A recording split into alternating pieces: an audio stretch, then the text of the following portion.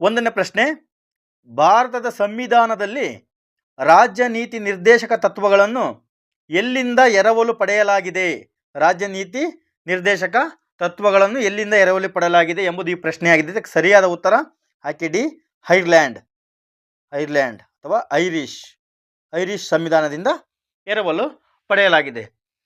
ಸಂವಿಧಾನದ ಭಾಗ 4ರಲ್ಲಿ ಈ ರಾಜ್ಯ ನಿರ್ದೇಶಕ ತತ್ವಗಳನ್ನು ನಾವು ಕಾಣಬಹುದು.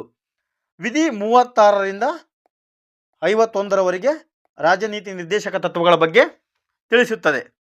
ಮುಂದಿನ ಪ್ರಶ್ನೆ, ಭಾರತದ ಸಂವಿಧಾನದಲ್ಲಿ ಮೂಲಭೂತ ಕರ್ತವ್ಯಗಳ ವಿಚಾರವನ್ನು ಯಾವ ದೇಶದ ಸಂವಿಧಾನದಿಂದ ಅಳವಡಿಸಲಾಗಿದೆ ಎಂಬುದು ಈ ಪ್ರಶ್ನೆಯಾಗಿದೆ. ಇದಕ್ಕೆ ಸರಿಯಾದ ಉತ್ತರ ಆಯ್ಕೆ ಬಿ, USSR. ಇದು KSISF PC 2018ರಲ್ಲಿ ಕೇಳಿದಂಥ ಪ್ರಶ್ನೆ. Union of Soviet socialist republic ಇಲ್ಲಿಂದ ಎರವಲು ಪಡೆಯಲಾಗಿದೆ. ಇದನ್ನು ರಷ್ಯಾ ಸಂವಿಧಾನದಿಂದ ಎರವಲು ಪಡೆಯಲಾಗಿದೆ. ಇದು ಭಾಗ 4A ಯಲ್ಲಿ ಮೂಲಭೂತ ಕರ್ತವ್ಯಗಳ ವಿಚಾರವನ್ನು ನಾವು ಕಾಣಬಹುದು.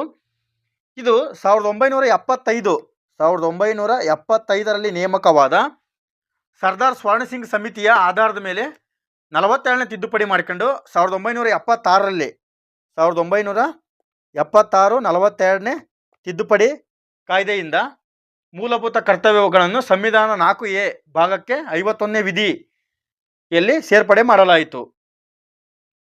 ಆರಂಭದಲ್ಲಿ 10 ಮೂಲಭೂತ ಕರ್ತವ್ಯಗಳನ್ನು ಕಾಣಬಹುದು. ಪ್ರಸ್ತುತವಾಗಿ 11 ಮೂಲಭೂತ ಕರ್ತವ್ಯಗಳಿವೆ. 11ನೇ ಮೂಲಭೂತ ಕರ್ತವ್ಯ ಯಾವುದಪ್ಪ ಅಂತಂದರೆ 6ರಿಂದ 14 ವರ್ಷದ ಮಕ್ಕಳಿಗೆ ಶಿಕ್ಷಣವನ್ನು ಕೊಡಿಸುವುದು ಪೋಷಕರ ಕರ್ತವ್ಯ ಎಂಬುದು ತಿಳಿಸುತ್ತದೆ. ಪ್ರಸ್ತುತ 11 ಮೂಲಭೂತ ಕರ್ತವ್ಯಗಳನ್ನು ನಾವು ಕಾಣಬಹುದು. ಮುಂದಿನ ಪ್ರಶ್ನೆ ಇಂಪಾರ್ಟೆಂಟ್ ಸ್ನೇಹಿತರೆ, ಸರ್ಕಾರದ ಸ್ವರೂಪವನ್ನು ಭಾರತದ ಸಂವಿಧಾನ ಯಾವ ದೇಶದಿಂದ ಎರವಲು ಪಡೆದಿದೆ ಎಂಬುದು ಈ ಪ್ರಶ್ನೆಯಾಗಿದೆ. ಸರಿಯಾದ ಉತ್ತರ ಆಯ್ಕೆ ಡಿ, ಬ್ರಿಟಿಷ್ ಸಂವಿಧಾನದಿಂದ ನಾವು ಸರ್ಕಾರದ ಸ್ವರೂಪವನ್ನು ಎರವಲು ಪಡೆದಿದ್ದೇವೆ. ಮುಂದಿನ ಪ್ರಶ್ನೆ 4ನೇ ಪ್ರಶ್ನೆ, ಭಾರತ ಸಂವಿಧಾನದಲ್ಲಿ ಮೂಲಭೂತ ಹಕ್ಕುಗಳ ಭಾಗವನ್ನು ಯಾವ ಸಂವಿಧಾನದಿಂದ ತೆಗೆದುಕೊಳ್ಳಲಾಗಿದೆ ಎಂಬುದು ಈ ಪ್ರಶ್ನೆಯಾಗಿದೆ. ಇದಕ್ಕೆ ಸರಿಯಾದ ಉತ್ತರ USA. ಆಕೆಯೇ USA, United States America. ಕೆಲವೊಂದು ಪ್ರಶ್ನೆಗಳಲ್ಲಿ ಅಮೇರಿಕಾ ಅಂತಲೂ ಇರುತ್ತೆ, ಕನ್ಫ್ಯೂಸ್ ಮಾಡ್ಕೊಬೇಡ್ರಿ. USA ಅಮೇರಿಕಾ ಅಂತಲೂ ಇರುತ್ತೆ. ಮೂಲಭೂತ ಹಕ್ಕುಗಳ ಭಾಗವನ್ನು ಅಮೇರಿಕ ಸಂವಿಧಾನದಿಂದ ಎರವಲು ಪಡೆದಿದ್ದೇವೆ. ಭಾಗ 3ರಲ್ಲಿ ಕಂಡುಬರುತ್ತೆ. ಯಾವುದು? ಮೂಲಭೂತ ಹಕ್ಕುಗಳು ಭಾಗ 3ರಲ್ಲಿ ಕಂಡುಬರುತ್ತದೆ. 12ರಿಂದ 35ನೇ ವಿಧಿಯವರೆಗೂ ಮೂಲಭೂತ ಹಕ್ಕುಗಳನ್ನು ನಾವು ಕಾಣಬಹುದು. ಒಟ್ಟು 6 ಮೂಲಭೂತ ಹಕ್ಕುಗಳು ಕಂಡುಬರುತ್ತವೆ. 6 ಮೂಲಭೂತ ಹಕ್ಕುಗಳು ಕಂಡುಬರುತ್ತವೆ. ಇದನ್ನು ನೆನಪಿಟ್ಕೋಬೇಕು ಸ್ನೇಹಿತರೆ. ಮುಂದಿನ ಪ್ರಶ್ನೆ, ಇದು ಕೂಡ ಸೇಮ್ ಪ್ರಶ್ನೆ. ಈ ಕೆಳಗಿನ ಯಾವ ಸಂವಿಧಾನದಿಂದ ಭಾರತ ಸಂವಿಧಾನದಲ್ಲಿರುವ ಮೂಲಭೂತ ಹಕ್ಕುಗಳು ಎಂಬ ತತ್ವವನ್ನು ತೆಗೆದುಕೊಳ್ಳಲಾಗಿದೆ ಎಂಬುದು ಈ ಜೈಲರ್ 2011ರಲ್ಲಿ ಕೇಳಿದರೆ. ಇದಕ್ಕೆ ಸರಿಯಾದ ಉತ್ತರ US ಸಂವಿಧಾನ, ಅಮೆರಿಕ ಸಂವಿಧಾನ ಇದಕ್ಕೆ ಸರಿಯಾದ ಉತ್ತರವಾಗಿದೆ. 6ನೇ ಪ್ರಶ್ನೆ, ಭಾರತೀಯ ಸಂವಿಧಾನದಲ್ಲಿ ಏಕಕಾಲಿಕ ಪಟ್ಟಿಯನ್ನು ಡ್ಯಾಶ್ನಿಂದ ಎರವಲು ಪಡೆಯಲಾಗಿದೆ. ಇದಕ್ಕೆ ಸರಿಯಾದ ಉತ್ತರ ಆಸ್ಟ್ರೇಲಿಯಾ. ಏಕಕಾಲಿಕ ಪಟ್ಟಿ, ಸಮವರ್ತಿ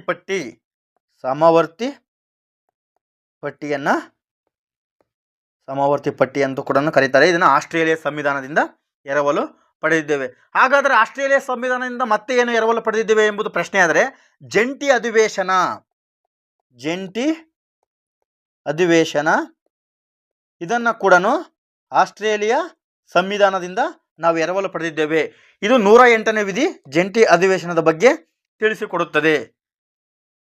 ಭಾರತೀಯ ಸಂವಿಧಾನದಲ್ಲಿ ತುರ್ತು ಪರಿಸ್ಥಿತಿಯನ್ನು ಹೇರುವಂತಹ ನಿಬಂಧನೆಗಳನ್ನು ಯಾವ ದೇಶದ ಸಂವಿಧಾನದಿಂದ ಅಳವಡಿಸಿಕೊಳ್ಳಲಾಗಿದೆ ಎಂಬುದು ಈ ಪ್ರಶ್ನೆ. ಇದಕ್ಕೆ ಸರಿಯಾದ ಉತ್ತರ ಆಯ್ಕೆ ಡಿ, ಜರ್ಮನ್. ತುರ್ತು ಪರಿಸ್ಥಿತಿಯನ್ನು ಹೇರುವಂತಹ ನಿಬಂಧನೆಗಳನ್ನು ಜರ್ಮನ್ ಸಂವಿಧಾನದಿಂದ ಎರವಲು ಪಡೆದಿದ್ದೇವೆ. ಒಟ್ಟು ಮೂರು ವಿಧದ ತುರ್ತು ಪರಿಸ್ಥಿತಿಯನ್ನು ನಾವು ಕಾಣಬಹುದು. 1 ರಾಷ್ಟ್ರೀಯ ತುರ್ತು ಪರಿಸ್ಥಿತಿ, 2 ರಾಜ್ಯ ತುರ್ತು ಪರಿಸ್ಥಿತಿ, 3 ಹಣಕಾಸು ತುರ್ತು ಪರಿಸ್ಥಿತಿಯನ್ನು ನಮ್ಮ ಈ ಭಾರತ ಸಂವಿಧಾನದಲ್ಲಿ ಕಾಣಬಹುದು. ಮುಂದಿನ ಪ್ರಶ್ನೆ 8ನೇ ಪ್ರಶ್ನೆ, ಭಾರತೀಯ ಸಂವಿಧಾನವು ಯಾವ ಸಂವಿಧಾನದಿಂದ ಸಂಸತ್ತಿನ ವ್ಯವಸ್ಥೆಯನ್ನು ಅಳವಡಿಸಿಕೊಂಡಿದೆ. ಸಂಸತ್ತಿನ ವ್ಯವಸ್ಥೆಯನ್ನು ಅಳವಡಿಸಿಕೊಂಡಿದೆ. ಇದಕ್ಕೆ ಸರಿಯಾದ ಉತ್ತರ ಆಯ್ಕೆ ಬಿ, UK, ಯುನೈಟೆಡ್ ಕಿಂಗ್ಡಮ್ನಿಂದ ಸಂಸತ್ತಿನ ವ್ಯವಸ್ಥೆಯನ್ನು ಅಳವಡಿಸಿಕೊಂಡಿದ್ದೇವೆ. ಮುಂದಿನ ಪ್ರಶ್ನೆ, 9ನೇ ಪ್ರಶ್ನೆ. ಈ ಕೆಳಗಿನ ಯಾವ ಸಂವಿಧಾನದಿಂದ ಭಾರತ ಸಂವಿಧಾನದಲ್ಲಿರುವ ಮೂಲಭೂತ ಹಕ್ಕುಗಳು ಎಂಬ ತತ್ವವನ್ನು ತೆಗೆದುಕೊಳ್ಳಲಾಗಿದೆ? ಇದಕ್ಕೆ ಸರಿಯಾದ ಉತ್ತರ US ಸಂವಿಧಾನ, ಅಮೆರಿಕ ಸಂವಿಧಾನವಾಗಿದೆ. ಹಾಗಾದರೆ US ಸಂವಿಧಾನದಿಂದ ಮತ್ತೆ ಏನು ಎರವಲು ಪಡೆದಿದ್ದೇವೆ ಅಂತ ಮುಂದೆ ಪ್ರಶ್ನೆ ಬರೋ ಸಂಭವ ಇದೆ. ಅಂದರೆ ರಾಷ್ಟ್ರಪತಿಯವರ ಮಹಾಭಿಯೋಗವನ್ನು, ರಾಷ್ಟ್ರಪತಿಯವರ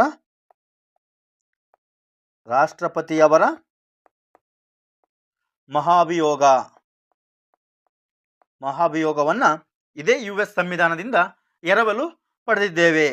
10ನೇ ಪ್ರಶ್ನೆ. ಭಾರತ ಸಂವಿಧಾನ ನಿರ್ಮಾಪಕರು ಸಂಸದೀಯ ಪ್ರಜಾಪ್ರಭುತ್ವ ದ್ವಿಸದನಗಳ ವ್ಯವಸ್ಥೆಯ ಪರಿಕಲ್ಪನೆಗಳನ್ನು ಯಾವ ವಿದೇಶದ ಸಂವಿಧಾನದಿಂದ ಎರವಲು ಪಡೆದಿದ್ದಾರೆ? ಯಾವುದು? ಸಂಸದೀಯ.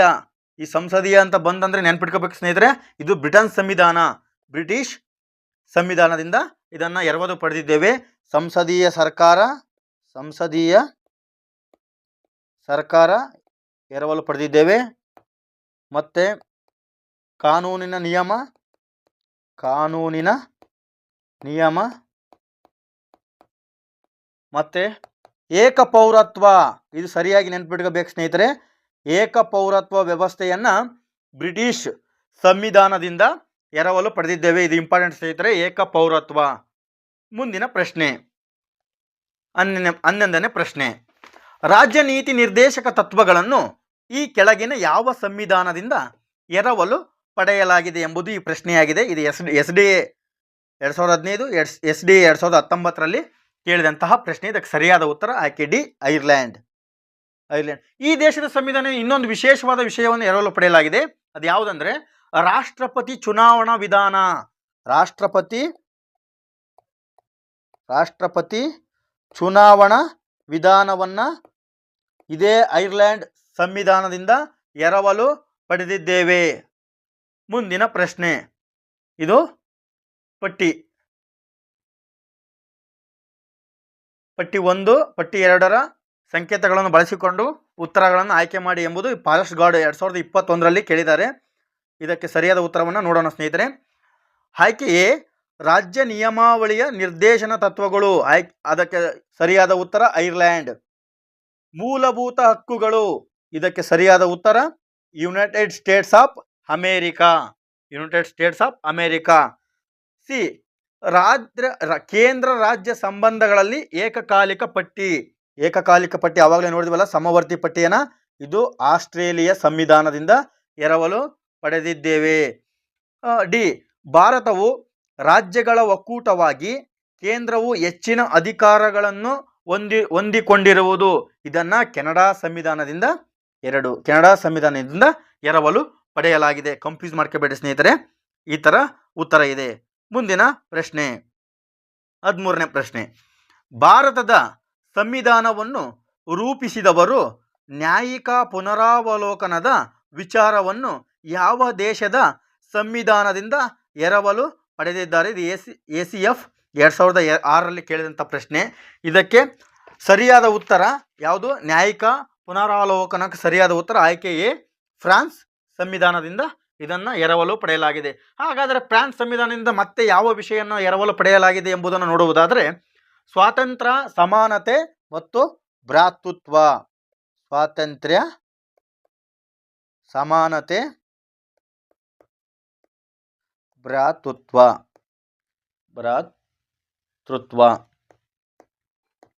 ಈ ಮೂರು ವಿಷಯವನ್ನು ಇದು ಫ್ರಾನ್ಸ್ ಸಂವಿಧಾನದಿಂದ ಎರವಲು ಪಡೆದಿದ್ದೇವೆ. 14ನೇ ಪ್ರಶ್ನೆ. ಭಾರತದ ಸಂವಿಧಾನದ ತಿದ್ದುಪಡಿ ವಿಧಾನವನ್ನು ಯಾವ ದೇಶದ ಮಾದರಿಯಂತೆ ರೂಪಿಸಲಾಗಿದೆ ಎಂಬುದು ಈ ಪ್ರಶ್ನೆಯಾಗಿದೆ. ಇದಕ್ಕೆ ಸರಿಯಾದ ಉತ್ತರ ಆಯ್ಕೆ ಬಿ, ದಕ್ಷಿಣ ಆಫ್ರಿಕಾ. ವಿಧಿ 368 ತಿದ್ದುಪಡಿ ವಿಧಾನದ ಬಗ್ಗೆ ತಿಳಿಸಿಕೊಡುತ್ತದೆ. ತಿದ್ದುಪಡಿ ವಿಧಾನವನ್ನು ದಕ್ಷಿಣ ಆಫ್ರಿಕಾದಿಂದ ಎರವಲು ಪಡೆದಿದ್ದೇವೆ. ಹಾಗಾದರೆ ಮತ್ತೆ ಈ ದಕ್ಷಿಣ ಆಫ್ರಿಕಾ ರಾಷ್ಟ್ರದ ಸಂವಿಧಾನದಿಂದ ಮತ್ತೆ ಏನು ನಾವು ಎರವಲು ಪಡೆದಿದ್ದೇವೆ ಎಂಬುದು ನೋಡೋದಾದರೆ ರಾಜ್ಯಸಭೆ ಸದಸ್ಯರ ಚುನಾವಣೆ ಮಾದರಿ. ರಾಜ್ಯಸಭಾ ಸದಸ್ಯರ ಚುನಾವಣಾ ಮಾದರಿ ಇದನ್ನು ಕೂಡ ದಕ್ಷಿಣ ಆಫ್ರಿಕಾ ಸಂವಿಧಾನದಿಂದ ಎರವಲು ಪಡೆದಿದ್ದೇವೆ. 15ನೇ ಪ್ರಶ್ನೆ, ಭಾರತ ಸಂವಿಧಾನದ ಮೂಲಭೂತ ಕರ್ತವ್ಯವನ್ನು ಯಾವ ಸಂವಿಧಾನದಿಂದ ಅಳವಡಿಸಲಾಗಿದೆ ಎಂಬುದು ಈ ಪ್ರಶ್ನೆಯಾಗಿದೆ. ಮೂಲಭೂತ ಕರ್ತವ್ಯ. ಸರಿಯಾದ ಉತ್ತರ ರಷ್ಯಾ ಸಂವಿಧಾನ, USSR ರಷ್ಯಾ ಸಂವಿಧಾನ. 16ನೇ ಪ್ರಶ್ನೆ, ಭಾರತದ ಸಂವಿಧಾನದಲ್ಲಿ ಅಳವಡಿಸಲಾಗಿರುವ ಸಂಯುಕ್ತ ವ್ಯವಸ್ಥೆಯು ಅಥವಾ ಒಕ್ಕೂಟದ ಕಲ್ಪನೆಯನ್ನು ಫೆಡರಲಿಸಂ ಅನ್ನು ಕೆಳಗಿನ ಯಾವ ದೇಶದ ಸಂವಿಧಾನದಿಂದ ಎರವಲು ಪಡೆಯಲಾಗಿದೆ ಎಂಬುದು KMF 2022ರಲ್ಲಿ ಕೇಳಿದಂತಹ ಪ್ರಶ್ನೆ. ಇದಕ್ಕೆ ಸರಿಯಾದ ಉತ್ತರ ಕೆನಡಾ ಸಂವಿಧಾನ.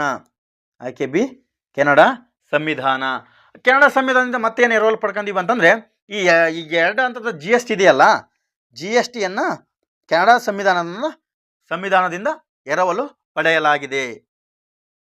17ನೇ ಪ್ರಶ್ನೆ, ಈ ಎರವಲು ಪಡೆಯುವುದರ ವಿಚಾರದ ಮೇಲೆ ಪ್ರಶ್ನೆ ಬಂದರೆ ಈ ಮೂಲಭೂತ ಹಕ್ಕುಗಳು ಇದರ ಮೇಲೆ ಬಹಳಷ್ಟು ಪುನರಾವರ್ತಿತ ಪ್ರಶ್ನೆ ಎಂದು ಹೇಳಬಹುದು. 17ನೇ ಪ್ರಶ್ನೆ ಕೂಡ ಅದೇ ಆಗಿದೆ. ಭಾರತ ಸಂವಿಧಾನದಲ್ಲಿನ ಮೂಲಭೂತ ಹಕ್ಕುಗಳನ್ನು ಈ ಕೆಳಗಿನ ಯಾವ ದೇಶದ ಸಂವಿಧಾನದಿಂದ ಎರವಲು ಪಡೆಯಲಾಗಿದೆ ಎಂಬುದು ಈ ಪ್ರಶ್ನೆಯಾಗಿದೆ. ಇದಕ್ಕೆ ಸರಿಯಾದ ಉತ್ತರ ಆಯ್ಕೆಯೇ USA ಅಮೆರಿಕ ಸಂವಿಧಾನದಿಂದ ಇದನ್ನು ಎರವಲು ಪಡೆದಿದ್ದೇವೆ. 18ನೇ ಪ್ರಶ್ನೆ, ಭಾರತದ ಸಂವಿಧಾನದ ತುರ್ತು ನಿಬಂಧನೆಗಳನ್ನು ಇದರಿಂದ ಎರವಲು ಪಡೆಯಲಾಗಿದೆ ಎಂಬುದು ಈ ಪ್ರಶ್ನೆಯಾಗಿದೆ. ಇದಕ್ಕೆ ಸರಿಯಾದ ಉತ್ತರ ಜರ್ಮನ್ ಸಂವಿಧಾನ. ಇದೇನು ಹೇಳ್ತೈತಪ್ಪ ಅಂದರೆ ತುರ್ತು ಸಂದರ್ಭಗಳಲ್ಲಿ ಮೂಲಭೂತ ಹಕ್ಕುಗಳ ವಜೆಗಳ ಬಗ್ಗೆ ಈ ಸಂವಿಧಾನದ ಎರವಲು ತಿಳಿಸಿಕೊಡುತ್ತದೆ. ಮುಂದಿನ ಪ್ರಶ್ನೆ ಹಾಗೂ ಕೊನೆಯ ಪ್ರಶ್ನೆ 19ನೇ ಪ್ರಶ್ನೆ ಈ ರೀತಿ ಇದೆ. ಭಾರತದ ಸಂವಿಧಾನದ ಒಕ್ಕೂಟ ವ್ಯವಸ್ಥೆಗೆ ಯಾವ ರಾಷ್ಟ್ರದ ಸಂವಿಧಾನ ಮಾರ್ಗದರ್ಶಿ? ಒಕ್ಕೂಟದ ವ್ಯವಸ್ಥೆಗೆ ಯಾವ ರಾಷ್ಟ್ರದ ಸಂವಿಧಾನ ಮಾರ್ಗದರ್ಶಿ? ಇದು ಕೆನಡಾ ಸಂವಿಧಾನ ಮಾರ್ಗದರ್ಶಿ. ಇಲ್ಲಿಗೆ ಆಲ್ಮೋಸ್ಟ್ ಏನು ಎರವಲು ಪಡೆದಿದ್ದೇವೆ ನಾವು ಬೇರೆ ದೇಶದ ಸಂವಿಧಾನದಿಂದ ಎರವಲು ಪಡೆದ ವಿಷಯಗಳ ಬಗ್ಗೆ ಈ ಸಂಚಿಕೆಯಲ್ಲಿ ಪರಿಪೂರ್ಣವಾಗಿ ಡಿಸ್ಕಷನ್ ಮಾಡಿದ್ದೇವೆ. ಇನ್ನು ಯಾವುದಾದ್ರು ವಿಷಯ ನಾವು ಇದರಲ್ಲಿ ಬಿಟ್ಟಿದ್ರೆ ಮುಂದಿನ ಪ್ರಶ್ನೆಗಳಲ್ಲಿ ಮುಂದಿನ ದಿನಗಳಲ್ಲಿ ಬಿಡಿಸೋಣ ಸ್ನೇಹಿತರೆ. ಈ ವಿಡಿಯೋ ಇಷ್ಟೇ ಆದರೆ ಲೈಕ್ ಮಾಡಿ ಸ್ನೇಹಿತರೆ. ನಮಸ್ಕಾರಗಳು. ಸಂವಿಧಾನ ರಚನಾ ಸಮಿತಿಯ ಅಧ್ಯಕ್ಷರು ಡಾಕ್ಟರ್ ರಾಜೇಂದ್ರ ಪ್ರಸಾದ್. ಸಂವಿಧಾನ ರಚನಾ ಸಮಿತಿಯ ಅಧ್ಯಕ್ಷರು ಯಾರಾಗಿದ್ರಪ್ಪ ಅಂದರೆ ಡಾಕ್ಟರ್ ರಾಜೇಂದ್ರ ಪ್ರಸಾದ್. ಮುಂದಿನ ಪ್ರಶ್ನೆ, ಇವರಲ್ಲಿ ಯಾರು ಸಾಂವಿಧಾನಿಕ ಸಭೆಯ ಅಧ್ಯಕ್ಷರಾಗಿದ್ದರು? ನೋಡು, ಆ ರೀತಿನೂ ಕ್ವಶನ್ ಕೇಳಬಹುದು, ಈ ರೀತಿ ಕೂಡ ಕ್ವಶನ್ ಕೇಳಬಹುದು. ಇದಕ್ಕೂ ಕೂಡ ಸರಿಯಾದ ಉತ್ತರ ಡಾಕ್ಟರ್ ರಾಜೇಂದ್ರ ಪ್ರಸಾದ್, ಸಾಂವಿಧಾನಿಕ ಸಭೆಯ ಅಧ್ಯಕ್ಷರು ಕೂಡ ಅದೇ ಉತ್ತರ. 3ನೇ ಪ್ರಶ್ನೆ, ಯಾರು ಭಾರತ ಸಂವಿಧಾನ ರಚನಾ ಮಂಡಳಿಯ ಶಾಶ್ವತ ಅಧ್ಯಕ್ಷರಾಗಿದ್ದರು? ಇದು ಕೂಡ ಡಾಕ್ಟರ್ ರಾಜೇಂದ್ರ ಪ್ರಸಾದ್ ಅವರ ಮೇಲೆ ಕೇಳಿದಂತಹ ಪ್ರಶ್ನೆಯಾಗಿದೆ. ರಚನಾ ಮಂಡಳಿಯ ಶಾಶ್ವತ ಅಧ್ಯಕ್ಷರು ಕೂಡ ಡಾಕ್ಟರ್ ಬಾಬು ರಾಜೇಂದ್ರ ಪ್ರಸಾದ್ ರವರು ಕಾರ್ಯನಿರ್ವಹಿಸಿದ್ದರು. 4ನೇ ಪ್ರಶ್ನೆ, ಸಂವಿಧಾನ ರಚನಾ ಸಭೆಯಲ್ಲಿ ಭಾಗವಹಿಸಿದ ಈ ಕೆಳಗಿನ ಯಾರು ಕನ್ನಡಿಗರಲ್ಲ ಎಂಬುದು PC 2017ರಲ್ಲಿ ಕೇಳಿದಂತಹ ಪ್ರಶ್ನೆ ಇದಾಗಿದೆ. ಇದಕ್ಕೆ ಸರಿಯಾದ ಉತ್ತರ VV ಗಿರಿ, ಟಿ ಸಿದ್ದಲಿಂಗಯ್ಯ, ಚೆಂಗಲ್ ರಾಯರೆಡ್ಡಿ, H ಸಿದ್ದವೀರಪ್ಪ ಇವರು ಕನ್ನಡಿಗರು. VV ಗಿರಿ ಕನ್ನಡಿಗರಲ್ಲ. ಮುಂದಿನ ಪ್ರಶ್ನೆ, ಭಾರತದ ಸಂವಿಧಾನವನ್ನು ಯಾವಾಗ ಅಂಗೀಕರಿಸಲಾಯಿತು ಎಂಬುದು ಈ ಪ್ರಶ್ನೆಯಾಗಿದೆ. ಇದಕ್ಕೆ ಸರಿಯಾದ ಉತ್ತರ 1949 ನವೆಂಬರ್ 26. ಆಯ್ಕೆ ಸಿ ಸರಿಯಾದ ಉತ್ತರ. ಹಾಗಾದರೆ ಅಸ್ತಿತ್ವಕ್ಕೆ ಬಂದಿದ್ದು ಯಾವಾಗ ಎಂಬುದು ಪ್ರಶ್ನೆ ಆದರೆ ಜನವರಿ 26, 1950. ಅಸ್ತಿತ್ವಕ್ಕೆ ಬಂದಿದ್ದು ಜನವರಿ 26, 1950ರಲ್ಲಿ ಅಧಿಕೃತವಾಗಿ ಜಾರಿಗೆ ಬಂದಿತು. ಮುಂದಿನ ಪ್ರಶ್ನೆ, ಸಂವಿಧಾನ ರಚನೆಯ ಸಮಯದಲ್ಲಿ ಮೂಲಭೂತ ಹಕ್ಕುಗಳ ಸಮಿತಿಯ ಅಧ್ಯಕ್ಷರಾಗಿದ್ದವರು ಎಂಬುದು ಈ ಪ್ರಶ್ನೆಯಾಗಿದೆ. ಇದಕ್ಕೆ ಸರಿಯಾದ ಉತ್ತರ ಸರ್ದಾರ್ ವಲ್ಲಭಭಾಯ್ ಪಟೇಲ್. ಸರ್ದಾರ್ ವಲ್ಲಭಭಾಯಿ ಪಟೇಲ್ ಕೂಡ ಮೂಲಭೂತ ಹಕ್ಕುಗಳ ಸಮಿತಿಯ ಅಧ್ಯಕ್ಷರಾಗಿದ್ದರು. 7ನೇ ಪ್ರಶ್ನೆ, ನೂತನ ಸಂವಿಧಾನ ರಚನಾ ಸಮಿತಿಯ ಮೊದಲ ಸಭೆ ಈ ದಿನದಂದು ನಡೆಯಿತು ಎಂಬುದು PC 2017 B.Ed 2008 ಈ ಪ್ರಶ್ನೆ ಪತ್ರಿಕೆಯಲ್ಲಿ ಈ ಪ್ರಶ್ನೆಯನ್ನು ಕೇಳಿದ್ದಾರೆ. ಇದಕ್ಕೆ ಸರಿಯಾದ ಉತ್ತರ 9ನೇ ಡಿಸೆಂಬರ್ 1946ರಲ್ಲಿ ಸಂವಿಧಾನ ರಚನಾ ಸಮಿತಿಯ ಮೊದಲ ಸಭೆ ನಡೆಯಿತು. 8ನೇ ಪ್ರಶ್ನೆ, ಈ ಕೆಳಗಿನವುಗಳಲ್ಲಿ ಯಾರು ಸಂವಿಧಾನ ಮಂಡಳಿಯ ಕರಡು ಪ್ರತಿ ಸಿದ್ಧಗೊಳಿಸುವ ಸಮಿತಿಯ ಅಧ್ಯಕ್ಷರಾಗಿದ್ದರು? ಇದಕ್ಕೆ ಸರಿಯಾದ ಉತ್ತರ ಕರಡು ಪ್ರತಿ ಅಥವಾ ಕರಡು ಏನೇ ಬಂದ್ರೂ ಡಾಕ್ಟರ್ BR ಅಂಬೇಡ್ಕರ್ ಅವರು ಇದಕ್ಕೆ ಸರಿಯಾದ ಉತ್ತರವಾಗಿದೆ. ಹಾಗಾದರೆ ಕರಡು ಸಮಿತಿ ಯಾವಾಗ ರಚನೆ ಆಯಿತು ಎಂಬುದು ಪ್ರಶ್ನೆ ಆದರೆ, ಕರಡು ಸಮಿತಿ ಯಾವಾಗ ರಚನೆ ಆಯಿತು ಎಂಬುದು ಪ್ರಶ್ನೆ ಆದರೆ 1947 ಆಗಸ್ಟ್ 29 ಈ ಕರಡು ಸಮಿತಿಯು ರಚನೆ ಆಯಿತು. ಮುಂದಿನ ಪ್ರಶ್ನೆ 9ನೇ ಪ್ರಶ್ನೆ, ಇದು ಕೂಡ ಇಂಪಾರ್ಟೆಂಟ್ ಸ್ನೇಹಿತರೆ. ಸ್ವತಂತ್ರ ಭಾರತಕ್ಕೆ ತನ್ನದೇ ಆದ ಸಂವಿಧಾನವಿರಬೇಕೆಂದು ಮೊದಲು ಪ್ರತಿಪಾದಿಸಿದವರು ಯಾರು ಎಂಬುದು ಈ ಪ್ರಶ್ನೆಯಾಗಿದೆ. ಇದಕ್ಕೆ ಸರಿಯಾದ ಉತ್ತರ D. M.N. Roy. M.N. Roy. ಹಾಗಾದರೆ ಯಾವ ವರ್ಷದಲ್ಲಿ ಈ ಪ್ರತಿಪಾದನೆಯನ್ನು ಮಾಡಿದರು M.N. ರಾಯ್ ಅಂದರೆ 1934. 1934ರಲ್ಲಿ ಈ ಪ್ರತಿಪಾದನೆಯನ್ನು M.N. ರಾಯ್ರವರು ಮಾಡಿದರು. 10ನೇ ಪ್ರಶ್ನೆ, ಭಾರತ ಸಂವಿಧಾನದ ಕರಡು ಸಮಿತಿಯ ಅಧ್ಯಕ್ಷರು ಯಾರು ಎಂಬುದು ಮತ್ತೆ ಪ್ರಶ್ನೆಯಾಗಿದೆ ಸ್ನೇಹಿತರೆ. ಇದು ತುಂಬ ಪರೀಕ್ಷೆಗಳಲ್ಲಿ ಕೇಳಿದ್ದಾರೆ ನೋಡಿ ಸ್ನೇಹಿತರೆ, ಇಲ್ಲೇ ಇದೆ ಯಾವ್ಯಾವ ಪರೀಕ್ಷೆಗಳಲ್ಲಿ ಕೇಳಿದ್ದಾರೆ ಎಂಬುದು. ಸರಿಯಾದ ಉತ್ತರ C. Doctor BR Ambedkar curd ಸಮಿತಿಯ ಅಧ್ಯಕ್ಷರು. ಭಾರತದ ಸಂವಿಧಾನ ಶಿಲ್ಪಿ ಎಂದು ಕರೆಯಲ್ಪಡುವವರು ಯಾರು? ಇದಕ್ಕೂ ಕೂಡ ಸರಿಯಾದ ಉತ್ತರ ಡಾಕ್ಟರ್ BR ಅಂಬೇಡ್ಕರ್. ಇವರನ್ನು ಸಂವಿಧಾನ ಶಿಲ್ಪಿ ಎಂದು ಕರೆಯುತ್ತಾರೆ. 12ನೇ ಪ್ರಶ್ನೆ, ಸಂವಿಧಾನ ರಚನಾ ಸಮಿತಿಯ ಸದಸ್ಯರು ಎಂಬುದು ಈ ಪ್ರಶ್ನೆಯಾಗಿದೆ. ಇದಕ್ಕೆ ಈ ಆಯ್ಕೆಯಲ್ಲಿರುವಂತಹದ್ದು ಯಾವುದು ಹೊಂದಾಣಿಕೆಯಾಗುತ್ತೆ ಎಂಬುದು ಇದರ ಮೇಲೆ ವ್ಯತ್ಯಾಸ ಆಗುತ್ತೆ ಸ್ನೇಹಿತರೆ. ಇದಕ್ಕೆ ಸರಿಯಾದ ಉತ್ತರ ಆಯ್ಕೆ D. ವಿವಿಧ ರಾಜ್ಯಗಳ ಆಡಳಿತವಿರುವ ರಾಜ್ಯಗಳ ರಾಜರಿಂದ ನಾಮನಿರ್ದೇಶಿಸಲ್ಪಟ್ಟವರು. ಆಯ್ಕೆ D. ಸರಿಯಾದ ಉತ್ತರ ಆಯ್ಕೆ D ಆಗಿದೆ. 13ನೇ ಪ್ರಶ್ನೆ, ಸಂವಿಧಾನ ಪುನರ್ ವಿಮರ್ಶನಾ ಸಮಿತಿ ಅಧ್ಯಕ್ಷರಾಗಿದ್ದವರು ಯಾರು? ಇದಕ್ಕೆ ಸರಿಯಾದ ಉತ್ತರ ಆಯ್ಕೆ A. ನ್ಯಾಯಾಧೀಶ M.N. ವೆಂಕಟಾಚಲಯ್ಯ. ಸರಿಯಾದ ಉತ್ತರ ಆಯ್ಕೆ A. ಸಂವಿಧಾನ ಪುನರ್ ವಿಮರ್ಶನಾ ಸಮಿತಿ ಅಧ್ಯಕ್ಷರು ನ್ಯಾಯಾಧೀಶ M.N. ವೆಂಕಟಾಚಲಯ್ಯ. 14ನೇ ಪ್ರಶ್ನೆ, ಇದು ಕೂಡ ಇಂಪಾರ್ಟೆಂಟ್ ಸ್ನೇಹಿತರೆ.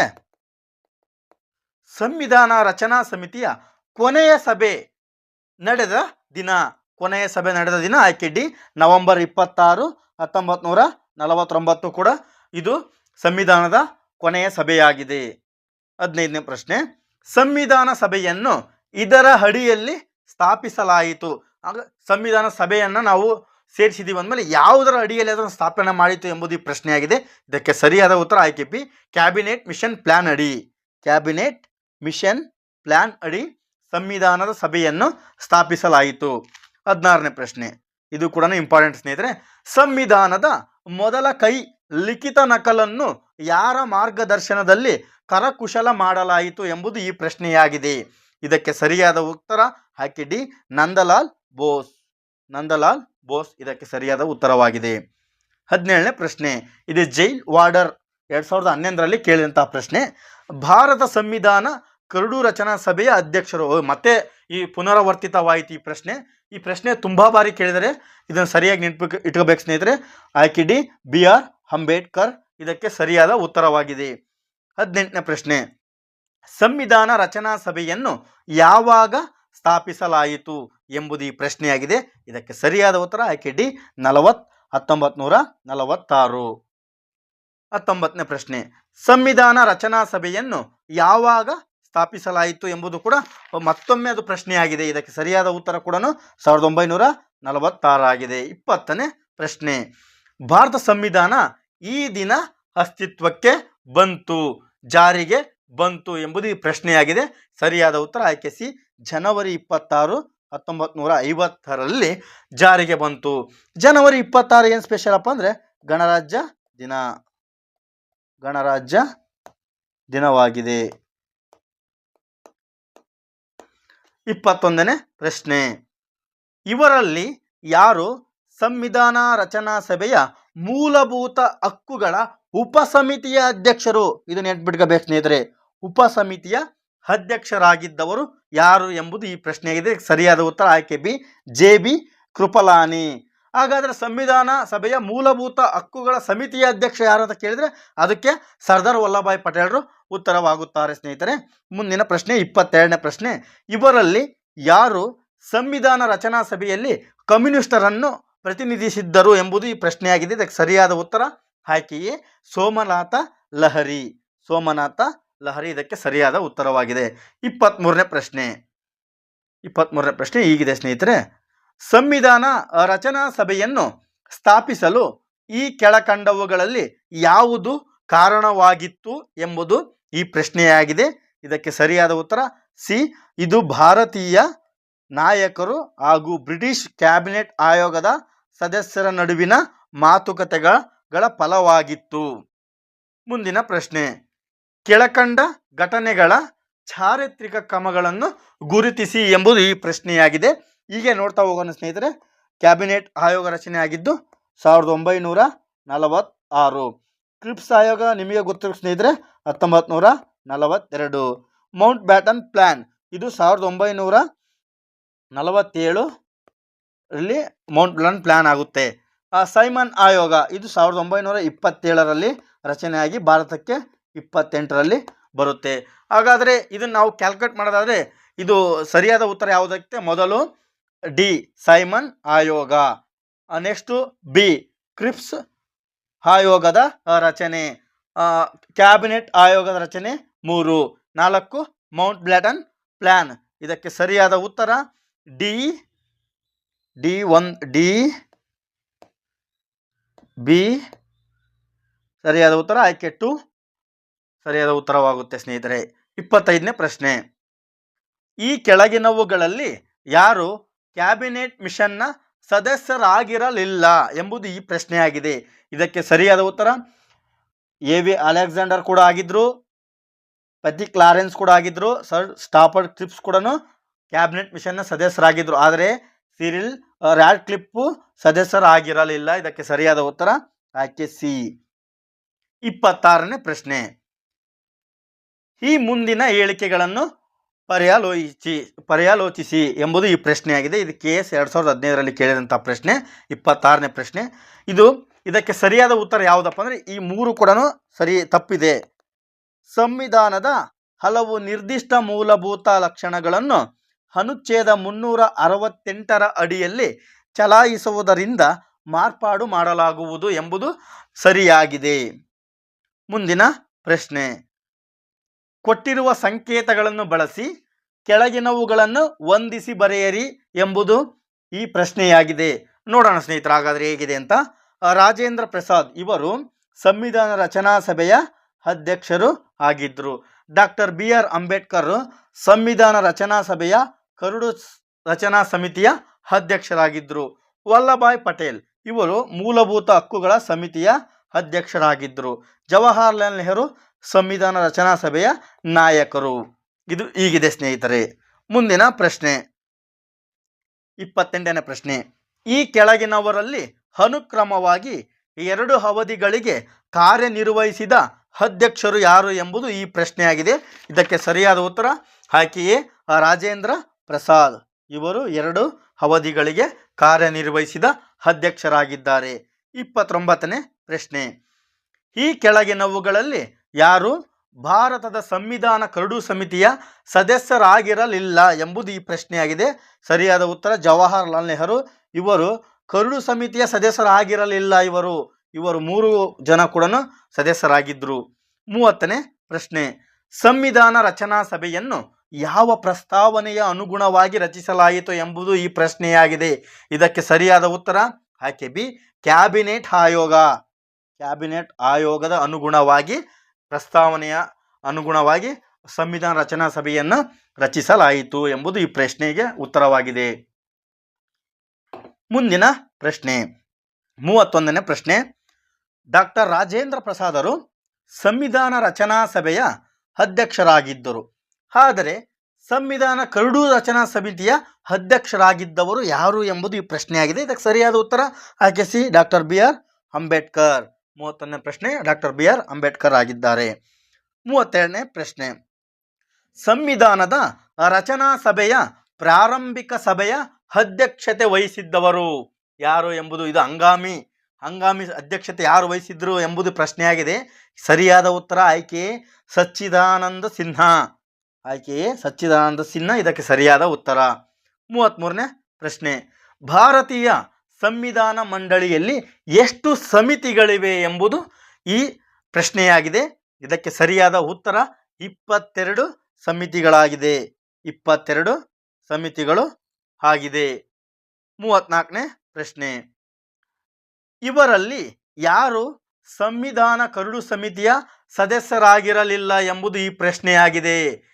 ಸಂವಿಧಾನದ ಕರಡು ಸಮಿತಿಯ ಸದಸ್ಯರಾಗಿರಲಿಲ್ಲ. ಇದಕ್ಕೆ ಸರಿಯಾದ ಉತ್ತರ ಸರ್ದಾರ್ ವಲ್ಲಭಾಯ್ ಪಟೇಲ್ ಕೂಡ ಇವರು ಕರಡು ಸಮಿತಿಯ ಸದಸ್ಯರಾಗಿರಲಿಲ್ಲ. ಇವರು ಮೂಲಭೂತ ಹಕ್ಕುಗಳ ಸಮಿತಿಯ ಅಧ್ಯಕ್ಷರಾಗಿದ್ದರು.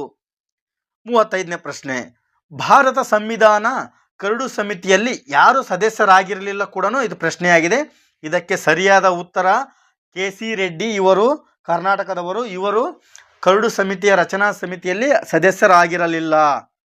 36ನೇ ಪ್ರಶ್ನೆ, ಭಾರತದ ಸಂವಿಧಾನದಲ್ಲಿ ಒಟ್ಟು ಡ್ಯಾಶ್ ರಾಷ್ಟ್ರೀಯ ಭಾಷೆಗಳಿಗೆ ಅವಕಾಶ ನೀಡಲಾಗಿದೆ ಎಂಬುದು ಈ ಪ್ರಶ್ನೆಯಾಗಿದೆ. ಇದಕ್ಕೆ ಸರಿಯಾದ ಉತ್ತರ ಆಯ್ಕೆ ಬಿ 22 ಭಾಷೆಗಳಿಗೆ ಅವಕಾಶ ನೀಡಲಾಗಿದೆ. ಮುಂದಿನ ಪ್ರಶ್ನೆ 37ನೇ ಪ್ರಶ್ನೆ, ಸಂವಿಧಾನದ ವಿವಿಧ ಅಂಶಗಳನ್ನು ಪರಿಗಣಿಸಲು ಸಂವಿಧಾನ ರಚನಾ ಸಮಿತಿಯು ಎಷ್ಟು ಸಮಿತಿಗಳನ್ನು ನೇಮಿಸಿತು? ಈಗ ಸಂವಿಧಾನದ ಸಮಿತಿಗಳು 22 ಇದೆ. ವಿವಿಧ ಅಂಶಗಳನ್ನು ಪರಿಗಣಿಸಲು ಮತ್ತೆ ಸಮಿತಿಗಳನ್ನು ನೇಮಿಸ್ತದೆ. ಎಷ್ಟಪ್ಪ ಅಂದರೆ 13 ಸಮಿತಿಗಳನ್ನು ನೇಮಿಸುತ್ತೆ.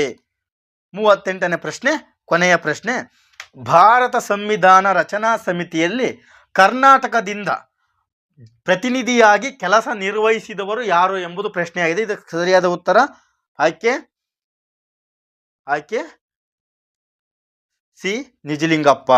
ಆಯ್ಕೆ ಸಿ ನಿಜಲಿಂಗಪ್ಪ. ಇದು ಇಂಪಾರ್ಟೆಂಟ್ ಸ್ನೇಹಿತರೆ, ಯಾಕಂದರೆ ಕರ್ನಾಟಕದಿಂದ ಪ್ರತಿನಿಧಿಯಾಗಿ ಕಾರ್ಯನಿರ್ವಹಿಸಿದವರು ಎಸ್ ನಿಜಲಿಂಗಪ್ಪ. ವಿಡಿಯೋ ಇಷ್ಟ ಆದರೆ ನಿಮ್ಮ ಸ್ನೇಹಿತರಿಗೂ ಶೇರ್ ಮಾಡಿ ಸ್ನೇಹಿತರೆ. ಎಲ್ಲರಿಗೂ ಧನ್ಯವಾದಗಳು.